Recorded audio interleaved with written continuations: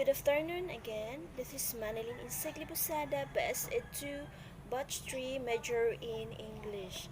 So, my topic for today is about the Module 3, which is I only get the topic of the Sigmund Freud. So, Sigmund Freud was founding the father of psychoanalysis, a method for treating mental illness, and also a theory which explains human behavior. And he believed that events in our childhood have a great influence on our adult lives, shaping our personality. He he studied the three components of the personality, which are the id, the ego, and the superego, and the five psychosexual stages of development, which are the oral stages, the anal stages, the phallic stages, the latency stages, and the genital stages. So we will take up first the three components of personality, which is the first is the id. It is the pleasure center, which is the impulsive part of our personality, which respond directly and immediately to basic urges, needs, and desires. So, in other words, our id is selfish, irrational, aggressive, and demanding part of our personality.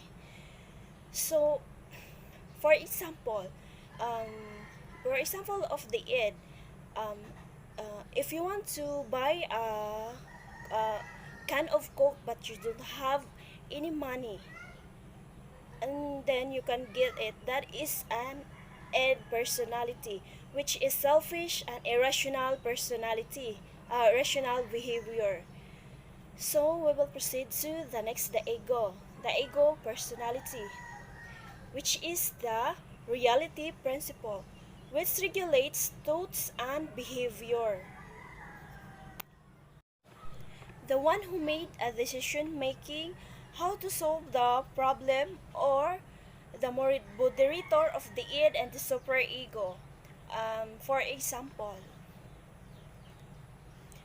if you want to buy, for example, yes, but if you don't have money, you have to find ways so that you can buy that money, or that you can buy that necklace. So that is the personality of the ego, which is the balanced thinking. So we will proceed to the superego. So superego is the moral principle of the three components of personality, which is to control the id's impulsives, such as sex and aggression. So the superego, it consists of two systems, the contents and the ideal self. So in superego, for example, if you can see beautiful things that it is not yours, so if you want to get that without the permission of the, so we will proceed to the superego, which is the moral principle to control the its impulsive, such as sex and aggression. It consists of two types, the conscience and the ideal self.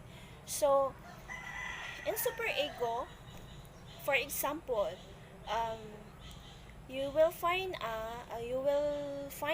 beautiful things, and there's no one who was there, then you catch it without their permission. But your superego is talking to yourself as, do not get that because that is an immoral. So that is a moral principle, that is a rational behavior for the superego. So which is the, for example, me, this is the ego, the id, and the superego. The id is the very aggressive, which is tell something that someone is talking to you, the devil one, or the mga bad sides of your personality. And the super ego is the moral principle of your abilities, personality. And the super ego and the ego is to maintain the balance of the id and the super ego. So for now, we will proceed to the other stages. So Sigmund Freud believed that individual goes through the five psychosexual stages of development. As while I said a while ago, the oral stage, the anal stage, the phallic stage, the latency stage, and the genital stage. So we will take a first the oral stage, which is from 0 to 1 year old, which is the libido is centered in a baby's mouth and gets much